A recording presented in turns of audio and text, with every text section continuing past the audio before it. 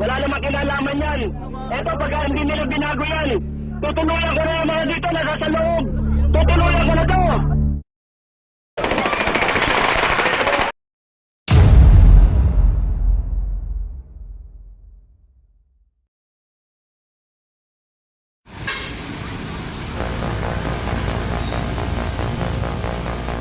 At about 9 a.m. on the morning of August the 23rd, 2010, a tour bus driver was casually resting inside a bus, waiting for the passengers to return from a tour in Fort Santiago, a well-known tourist spot in the Philippines. As tourists boarded the bus, a man in a police uniform armed with an M16 and a handgun boarded along with the passengers. The man asked for a free ride. This alarmed the driver, Alberto Lubang, and politely declined the man's request. But it was too late. Without warning, the armed man ordered the passengers to follow his instructions and declared them his hostages.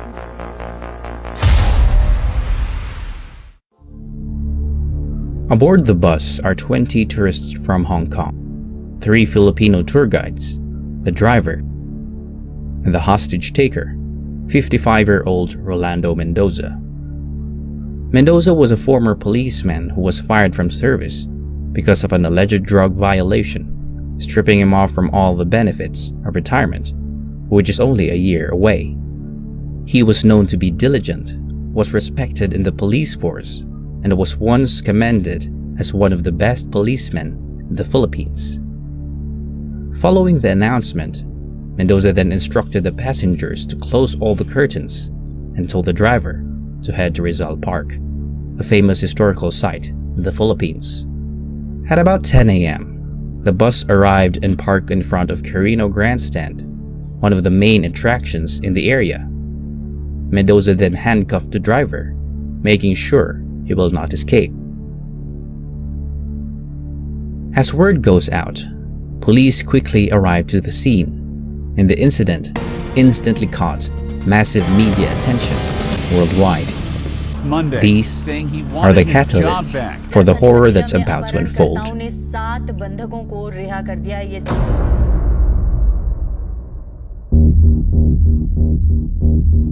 Colonel Orlando Yebra and Major Romeo Salvador, Mendoza's former colleagues, were tasked to negotiate with Mendoza.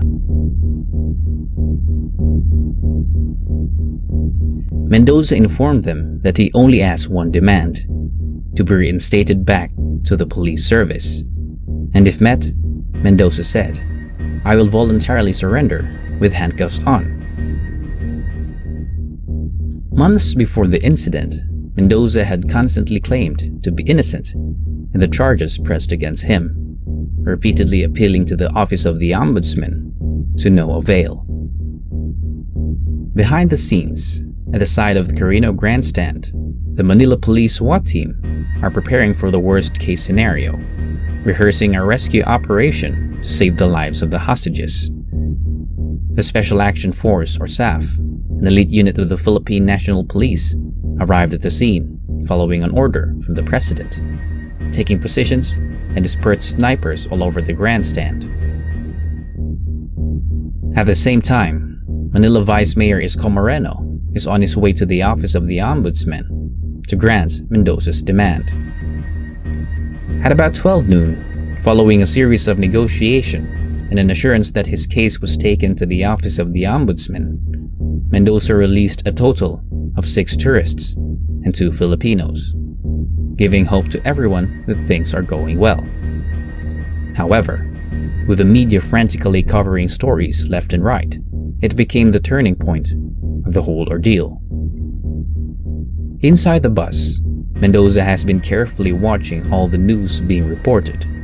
The bus is equipped with a television, providing Mendoza with live news coverage of everything that is going on. Suddenly, Mendoza got upset. He was being presented negatively in the news. Due to this, Mendoza demanded for a media to go in and do an interview, as it is significant for him to explain his side to the public. However, thinking it was unsafe, the police decided not to send in the media. At about 1:30 in the afternoon, after hours of waiting for the media to come, Mendoza's patience was put to the test. Because his demands were not answered, Mendoza posted 2 shocking signs at the window that says, "Media now," and 3 p.m. deadlock. Mendoza told the negotiators that if his demands are not met, he will execute one person, as Mendoza handcuffed a tour guide along the bus door.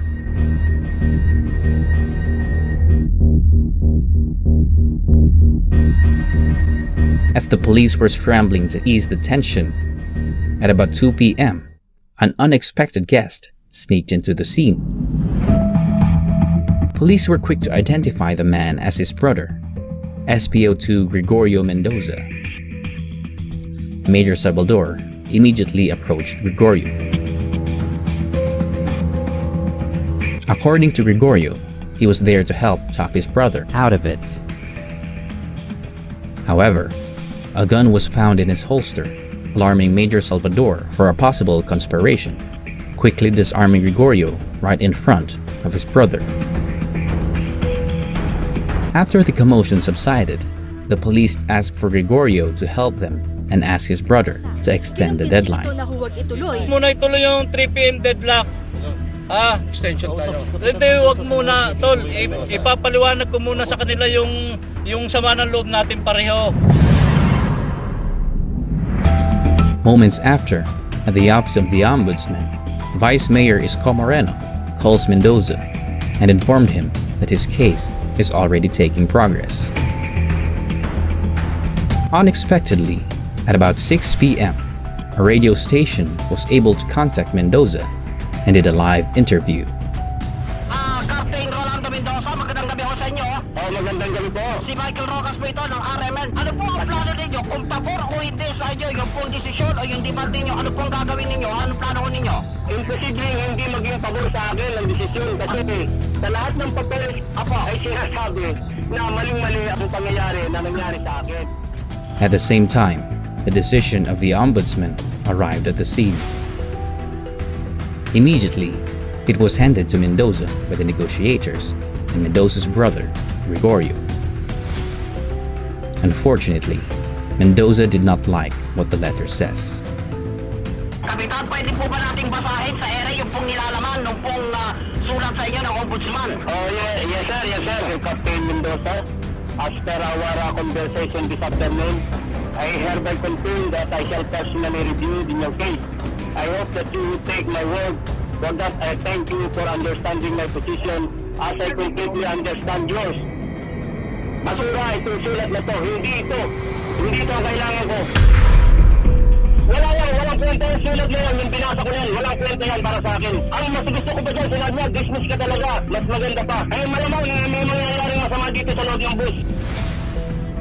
After Mendoza's outrage, the negotiators tried to calm him down by proposing a solution. Colonel Yebra told Mendoza that he will convince his boss to issue an order to suspend the implementation of the penalty. Surprisingly, Mendoza accepted the proposal. However, Colonel Yebra's superiors, Mayor Lim and Ground Commander General Magtibay, failed to reach an agreement to suspend the implementation.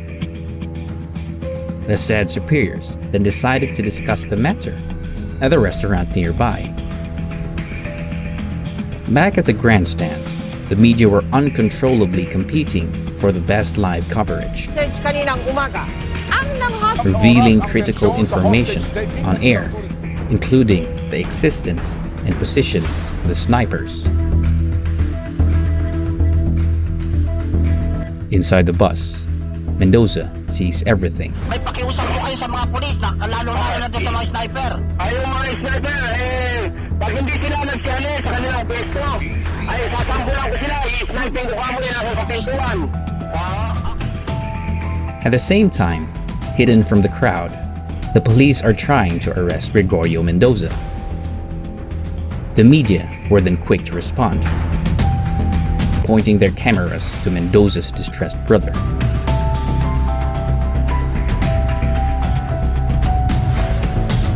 But why?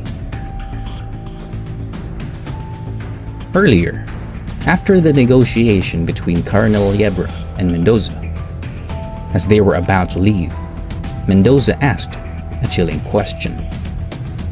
Did they already return his brother's firearm? To which Yebra lyingly answered, yes. But Gregorio revealed that it was not yet returned, and it enraged Mendoza. Hindi sinungaling pala si Colonel Yebra. O kaya hindi ko na siya pwedeng kausapin kasi sinungaling siya.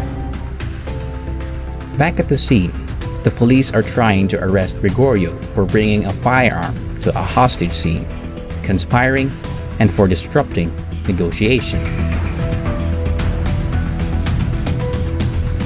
Meanwhile, inside the bus, Mendoza's temper reached its peak.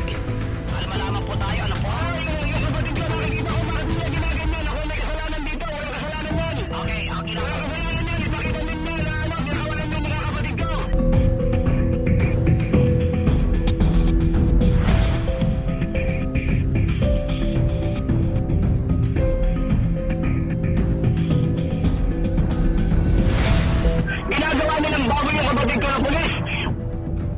Wala namang kinalaman yan. Eto, pagka hindi nila binago yan, tutuluyan ko na yung mga dito na nasa loob. Tutuluyan ko na to.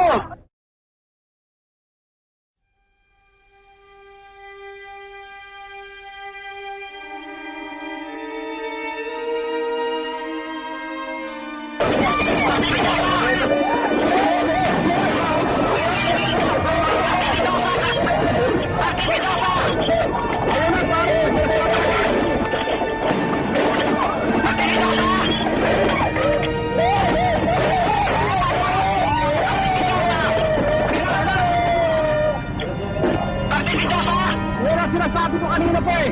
Live like. Kasama na rin yung tomo ng polis. Ang narinig ba nila yun? At the driver's seat, driver Alberto Lubang is struggling to escape from the handcuff. Miraculously, he was able to escape.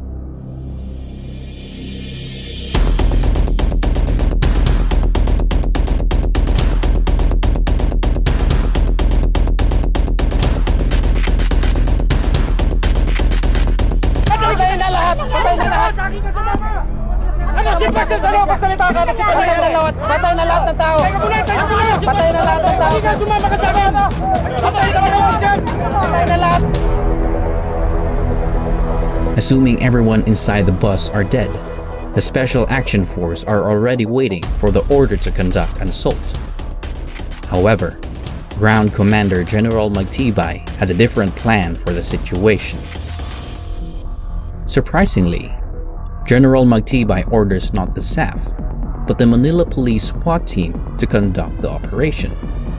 This surprised even the SWAT, considering they lack equipment, and the SAF were more suitable for the job. With the order received, the SWAT then enters the scene.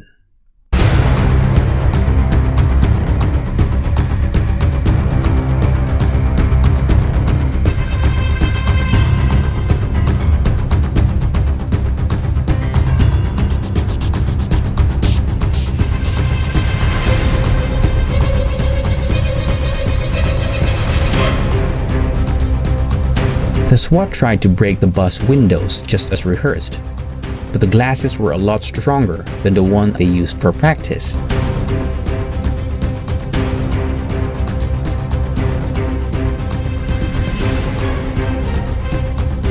A SWAT member then tries to break the door to gain entry, but it was harder than they thought. Inside the bus, Mendoza sees their every move and tries to fight.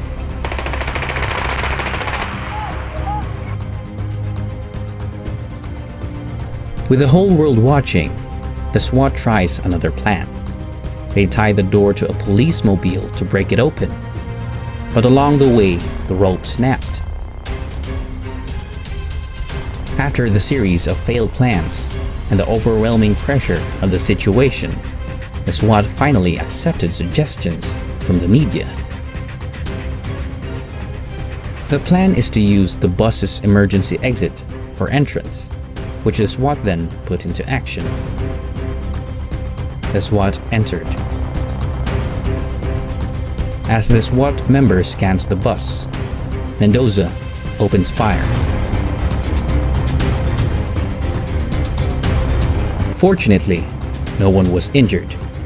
Most of the bullets missed the SWAT member, with only one bullet hitting his helmet, saving him. After none of the plans worked, an order was received from a new ground commander. It was to let the Special Action Force take over the situation. As the SAF took over, a plan was quickly formulated. It was to force Mendoza out into the open and let the snipers get a clean shot. To do this, a tear gas was thrown at the rear of the bus.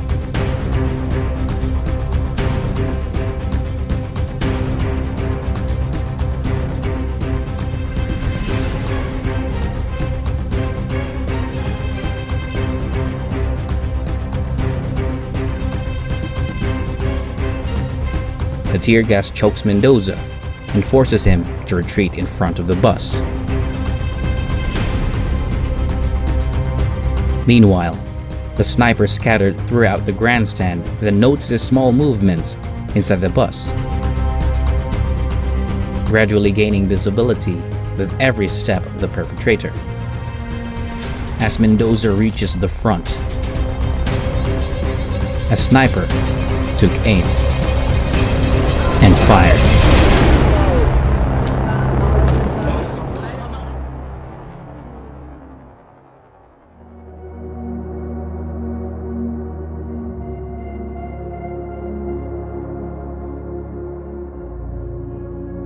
It was over. Rolando Mendoza is dead.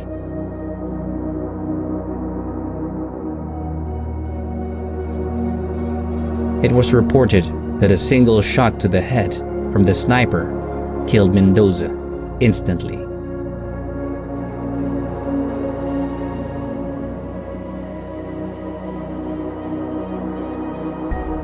The incident left 9 people dead, including Mendoza.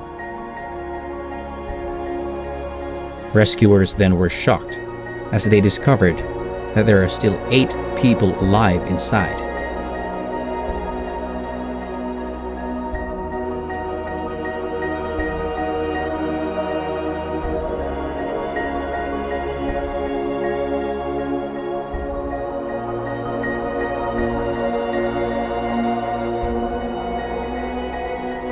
A number of questions are still asked by many up to this day. Will the outcome be different if the official listened to his demands? Would the victim survive if the media did not interfere? Or would the whole incident never have happened if someone just listened?